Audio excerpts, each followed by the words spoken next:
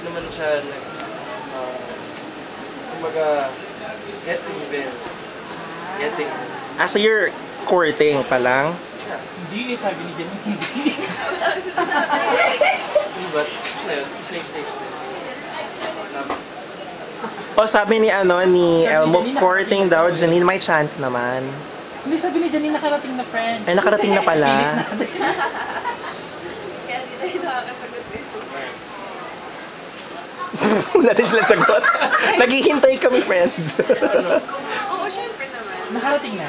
Ay, hindi. May chance daw. Hindi, tanong ko nakarating. Oh my God! Ito na lang, anong favorite mo na trait ni Elmo, Janine? Dami. Pati doon, wala kang sagot. Dami. May natanong eh. Hindi ako nagsasawang kausap siya. And kasi siya kasama kasi... Oh my God! Sorry. Kasi he's spontaneous, tapos game siya sa kahit ano. And he's funny. So, kapag kasama ko siya, masaya ako. Can you give me a sample na spontaneous moment? Pwede ka magkwento? Game lang siya sa mga biglaang trip, gano'n, and mahilig ako sa gano'n. So, sakto. Saang trip? Pakialamero lang ako masyado. Like, Tagaytay or mga gano'n lang. Kaya ang dalawa lang. Oh my God! Oh my God. Tsaka narinig ko sabi niya, sakto. Si Elmo naman, anong favorite mo kay Janine?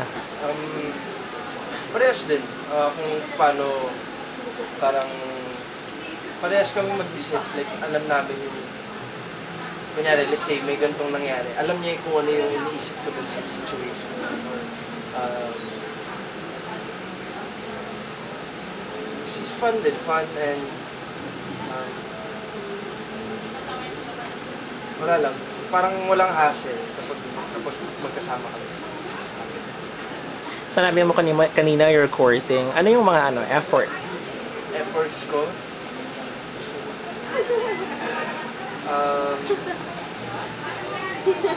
Marami akong ginagawa. Pero ano lang, mga subtle message lang.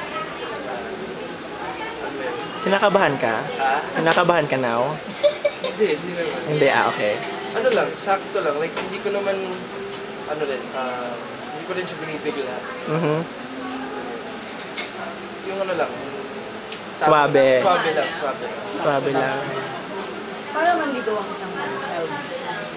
Kukuha ka pa ng tip? Oo, hindi naman. Maliligaw ka, friend. Paano? Wala lang. Pag Pinoy In style some way ba? lang, in a way lang mapa-feel ko sa'yo na gusto ko. Feel mo, parang can you cite, okay lang if you can cite an example of a specific na action na to let her know that, you feel something. Ano lang, like, Parang Valentine's Day show na. Akala ko plastic. Sana ko mabilyakin tayo. Oo nga, kanina ko. Huwag kayong makialam, 70% to. Pinapaano ko lang, like, hindi ko dinediretso sa kanya na pinapaalam ko na gusto kita. Pero may mga hint ako, tsaka may mga ginagawa kong bagay for you to feel special. Okay, sige, ito nabilyakin tayo na question. Now na na-establish na yung love team nyo together, and then, do you think the fans can expect na they will see the same chemistry in different projects in the future? Kapag kunyari, if we have like a project next time, parang hihigitan pa namin yung kumbaga chemistry na pakita namin sa video. Kasi syempre, ano naman siya, hindi naman pwedeng downhill yung papakita namin. So, sa standard na nalagay namin na chemistry sa video, angat na. Ano ang nagawa ng Villa Quintana sa careers niya specifically?